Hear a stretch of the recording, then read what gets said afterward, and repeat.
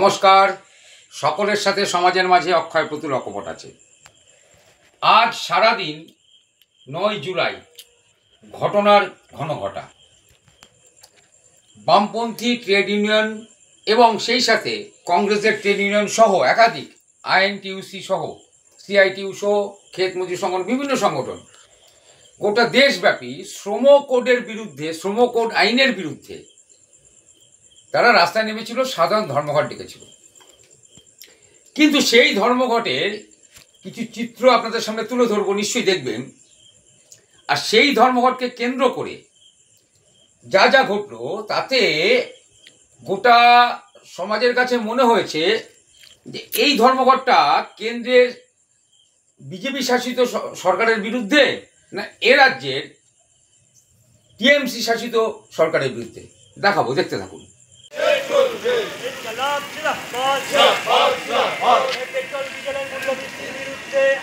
আজকের 9 জুলাইয়ের এই ধর্মঘটকে কেন্দ্র করে কি বললেন এই ধর্মঘটের সমর্থন কংগ্রেসের প্রাক্তন প্রদেশ কংগ্রেস সভাপতি লড়াকু নেতা অধীর রঞ্জন চৌধুরী, সেটাও আপনাদের সামনে দেখাবো। নানা রকমের আইন এনে ভারতবর্ষের শ্রমিক কর্মচারীদের অধিকার হননের চেষ্টা চলছে। তৃণমূল পার্টির লোকেরা পার্লামেন্টে এগুলো নিয়ে বলে যে শ্রমিকের স্বার্থ রক্ষা করতে হবে। মমতা ব্যানার্জিও তো বলেন, তাহলে সেই স্বার্থ রক্ষা করার জন্য যখন ধর্মঘটের কথা বলা হচ্ছে তখন তার বিরোধিতা কেন? এতে পশ্চিমবঙ্গ সরকারের আপত্তিটা কোথায়? পশ্চিমবঙ্গ সরকার বিজেপির দালালি করতে গিয়ে আজকে শ্রমিকের স্বার্থকে তারা জলাঞ্জলি দিয়ে যে আন্দোলন, শ্রমিকের আন্দোলন, সেই আন্দোলন যারা করছে সে আন্দোলনকারীদের উপরে এই হামলা চালানোর মধ্য দিয়ে মমতা ব্যানার্জি প্রমাণ করে দিলেন যে মমতা ব্যানার্জি এই মুহূর্তে বিজেপির দালাল, একদম দালাল। 21শে জুলাই মিছিলের সেই বিষয়গুলো কি অমূলক, অযৌক্তিক? দেশ জুড়ে আজকে বেসরকারীকরণ, শ্রমিকের উপরে নতুন করে এক সন্ত্রাস নেমে আসছে।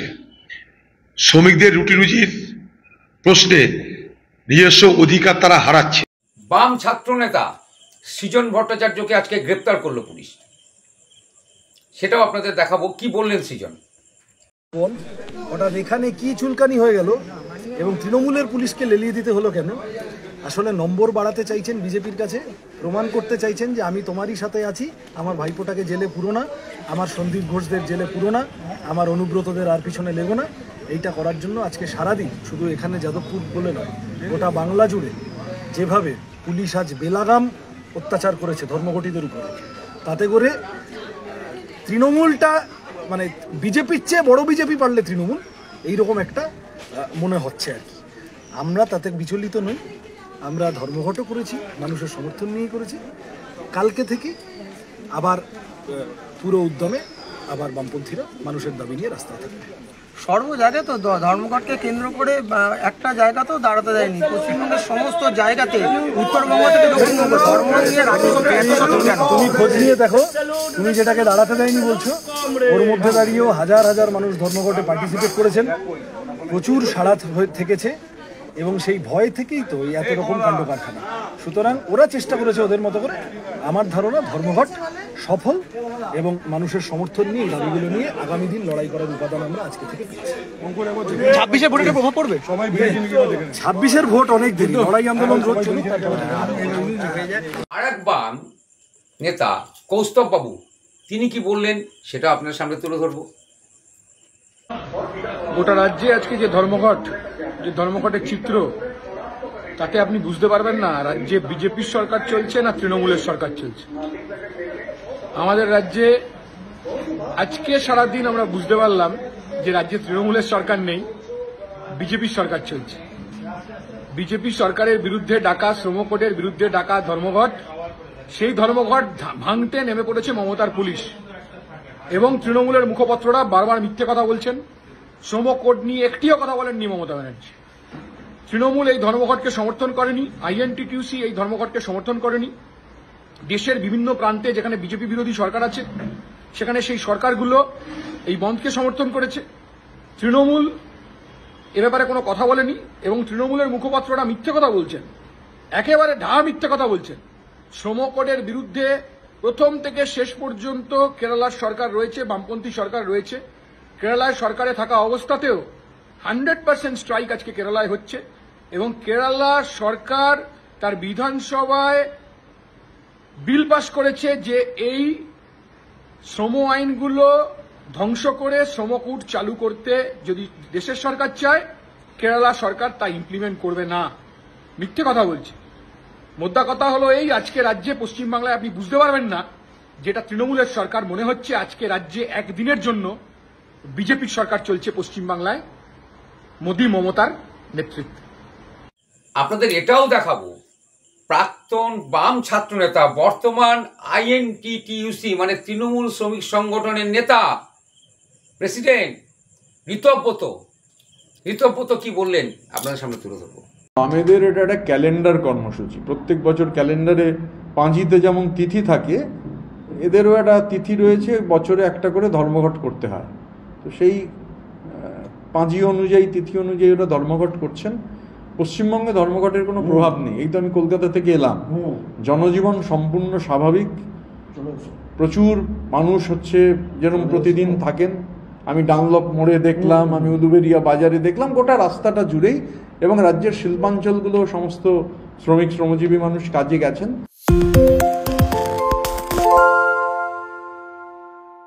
বিশেষে বলি, আজকের দিনেও অভয়া মঞ্চ কাদম্বিনী, আরজি করের কাদম্বিনী হত্যা, ডাক্তার কন্যা, নৃশংস খুন ধর্ষণ, তার প্রতিবাদেও আজকে এই ধর্মঘটকে সমর্থন জানিয়ে বিকেল বেলায় পথে নেমেছিল অভয়া মঞ্চ। তারা কি বললেন, তাদের কি কর্মসূচি এই সিস্টেমের এগেনস্টে, এই দেশের যে পরিস্থিতি তার এগেনস্টে, সেটাও আপনাদের দেখাবো। আর শেষে এটাই বলতে চাই, সারাদিনের ধর্মঘটকে কেন্দ্র করে বিভিন্ন বক্তা, আপনারা সারাদিন দূরদর্শন বা টিভি চ্যানেলগুলোতে চোখ রেখেছেন, সোশ্যাল মিডিয়াতেও চোখ রেখেছেন, কিন্তু দেখা গেছে এই অভয় মঞ্চের আন্দোলনই বলুন বা শ্রমিকদের শ্রম কোডের বিরুদ্ধে আন্দোলনই বলুন, 12 ঘন্টার বদলে 8 ঘন্টা 12 ঘন্টা কাজের যে ফতোয়া তার বিরুদ্ধেই বলুন, সেক্ষেত্রে রাজ্যে সকলের মত আমাদেরও আপনার কি মনে হয়নি যে রাজ্যের তৃণমূল কংগ্রেস পরিচালিত সরকার তাদের পুলিশ বাহিনী কোথাও আন্দোলনকারীকে চরথাপ্পড়, কোথায় টেনে হিস্টে তুলে নিয়ে যাওয়া যে ভূমিকা গ্রহণ করো, তার সাথে তৃণমূল কংগ্রেসের কর্মীরা লাঠি নিয়ে রাস্তায় নেমে যেটা করলেন, তাতে মনে হলো যে বিজেপির এগেনস্টে বন্ধ রাখা হয়েছিল, কেন্দ্রের সরকারের এগেনস্টে, নাকি রাজ্যের তৃণমূল সরকারের এগেনস্টে বন্ধ রাখা হয়েছিল, নাকি বিজেপির হয়ে তৃণমূল কংগ্রেসের কর্মীরা তাদেরকে বাঁচাবার জন্য পথে নেমেছিল। দেখতে থাকুন, সকলের সাথে সমাজের মাঝে অক্ষয় প্রতুল অকপট আছে।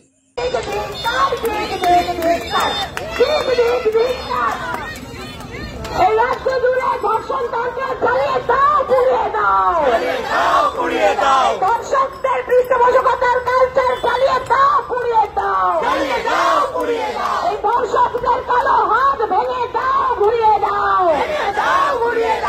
আমজনতার আগুন লাল আগুনে পেট কালচার জ্বালিয়ে দাও, পুড়িয়ে দাও, এই আমজনতার ক্ষোভের আগুন দাও দাও চলছে, আমজনতার ক্ষোভের আগুন দাও দাও চলছে, জ্বালিয়ে দাও, পুড়িয়ে দাও, ছাত্রবিরোধী সমর্থন জ্বালিয়ে দাও, পুড়িয়ে দাও, ইনকিলাব জিন্দাবাদ। সৌজন্যে অমৃত শাড়ি মহল, চাকদহ টাউন প্ল্যাটফর্ম বেলকিমিনের পাশে অমৃত শাড়ি। তিনি যখন এই কলকাতা শহরে এসেছিলেন, তারা 5 মিনিটের জন্য সময় পাননি ওই নির্যাতিতার অভয়ার মা বাবার সাথে একটু দেখা করার। তারা কাতর আবেদন করেছিলেন প্রধানমন্ত্রীর কাছে, রাষ্ট্রপতির কাছে, যে আমার মেয়েটা মারা গেছে, আপনারা কিছু করুন। কোনো সমবেদনার 2 লাইন চিঠিও পাননি। তাই আমাদের প্রতিবাদ আরো তীব্র করতে হয়েছে। আমরা সিবিআই এর ডিরেক্টরের সাথে দেখা করেছি, বারে বারে সিটিও কমপ্লেক্স গেছি, কিন্তু তারা যদি মনে করে আমরা 9ই আগস্ট কালীঘাট যাব মানে আমাদের বেয়োনেট ঘুরে গেছে, না, আমরা নিশ্চয়ই এটা নিশ্চিত যে কালীঘাটে আমাদের যেতেই হবে, কারণ আমাদের রাজ্যের মায়েদের বোনেদের সুরক্ষার প্রাথমিক দায়িত্ব যাদের, তাদেরকে মনে করাতেই হবে। কিন্তু সিবিআই তুমিও ছাড় পাবে না। তাই আমরা 9ই আগস্টের আগে ওই সিজিও কমপ্লেক্সে গিয়ে সিবিআই অফিসে তালা ঝুলিয়ে দিয়ে আসবো, কারণ তারা তাদের দায়িত্ব পালন করছে না, তাদেরও মনে করিয়ে আসবো। তাই আগামী কয়েকদিনের মধ্যেই আমরা কবে সিজিও কমপ্লেক্স যাব আমরা অপেক্ষা করছি। সিবিআই এর যিনি দায়িত্বপ্রাপ্ত অফিসার, তিনি যেদিন অফিসে থাকবেন সেদিন তালাটা ঝোলাতে যাব, আমরা তার খোঁজ রাখছি। তাই আপনারা প্রস্তুত থাকবেন, হয়তো একদিনের নোটিশেই আমাদের সিজিও কমপ্লেক্স সিবিআই অফিস যেতে হবে সেই তালা ঝোলাতে। আর 9ই আগস্ট 2025 আমাদের দেখা হবে হাজরা মোড়ে চলো কালীঘাট, কারণ আমাদের রাজ্যটাকে এই ধর্ষক, খুনি এবং দুর্নীতি মুক্ত করতেই হবে। ভবিষ্যৎ প্রজন্মের কথা ভেবে, আমার ছেলে মেয়েদের কথা ভেবে আজ রাজ্যের যারা শিক্ষা সোজা করা মানুষ, যারা শীত গ্রীষ্ম বর্ষাকে উপেক্ষা করে রাস্তায় আছেন, তাদেরকে আবার আসতে হবে ওই 9ই আগস্ট 2025 হাজরা মোড় চলো কালীঘাট, চলো কালীঘাট।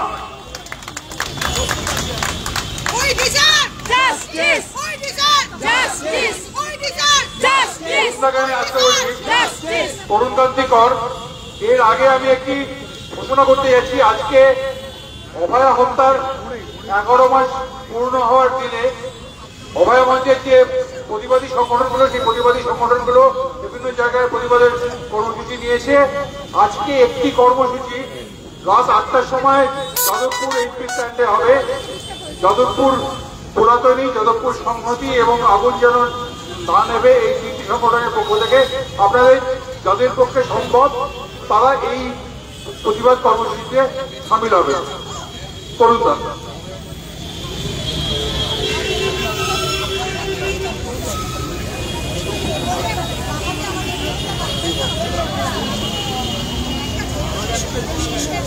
নমস্কার, আপনারা যদি আমাকে পারমিশন দেন তাহলে সমাপ্তি সঙ্গীতের আগে আজকে যে শ্রমিক ধর্মঘট হলো তার প্রতি আমাদের সংহতি জানিয়ে আমি একটি ছোট্ট গান গাইতে চাই। আপনারা যদি সেটা বলেন তাহলে আমি করতে পারি। जब मांगना होगा पूरा ओ मेहनत करने वाले, हम एक साथ देंगे नारा, बंद होंगे कल के चक्के। जब मांगना होगा पूरा ओ मेहनत करने वाले, हम एक साथ देंगे नारा, बंद होंगे कल के चक्के। जब अंग्रेज था इस देश में हम मजदूर थे भूख मरते, जब अंग्रेज था इस देश में हम मजदूर थे भूख मरते। आया आजादी तो क्या बदला, हम अभी है मरते थके। आया आजादी तो क्या बदला, हम अभी है मरते थके। पूंजीपति और दिन बहुत हुकूमत चलाया, आज नया जमाना नया दिन, आज लड़ने का दिन आया।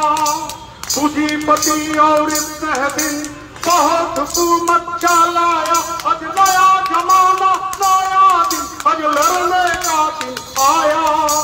गाँव में किसान लड़ते हैं जो तार की हुकूमत करना, मजदूर किसान कदम मिलाकर गाँव नई जीवन की गाना। जब मांगना होगा पूरा ओ मेहनत करने वाले, हम एक साथ देंगे नारा, बंद होंगे कल के चक्के, बंद होंगे कल के चक्के, बंद होंगे कल के चक्के।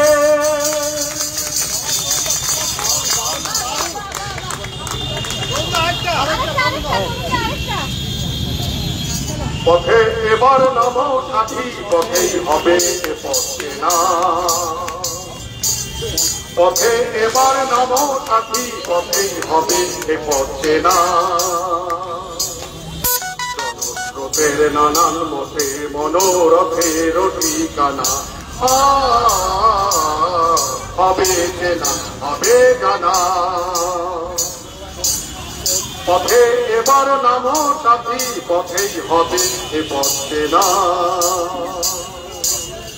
অনেক তো দিন গেল বৃথা এ সংশয়ে, এসো এবার দ্বিধার পথ পার হয়ে, অনেক তো দিন গেল বৃথা সংশয়ে, এসো এবার দ্বিধার পথ পার হয়ে, তোমার আমার সবার স্বপন মেলাই প্রাণের মোহানায় কিসের মানা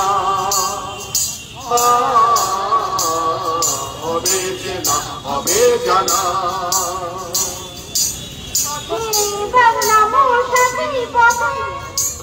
পথেই হবে পথ চেনা, তখন বাধা বিপদ বরণ মরণ হরণ চরণ ফেলতে যায় হেঁকে,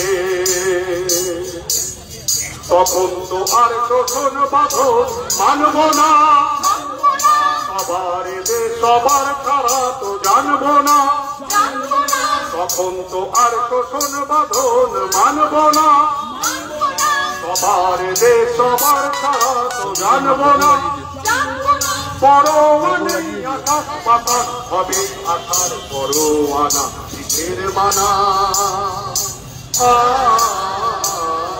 হবে চেনা হবে জানা, পথে এবার নব সাথী পথেই হবে এ পথ চেনা, জনস্রোতের নানান মতে মনোরথের ঠিকানা হবে চেনা হবে জানা,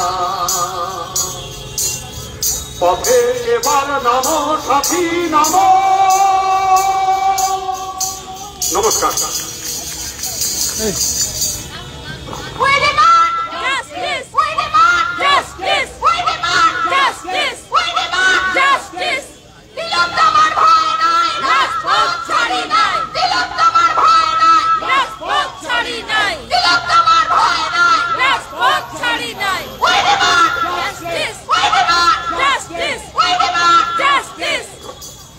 আজকের কর্মসূচি আমাদের এখানে শেষ হলো, কিন্তু লড়াইয়ের পথ আরো দীর্ঘ, আমরা পথেই আছি।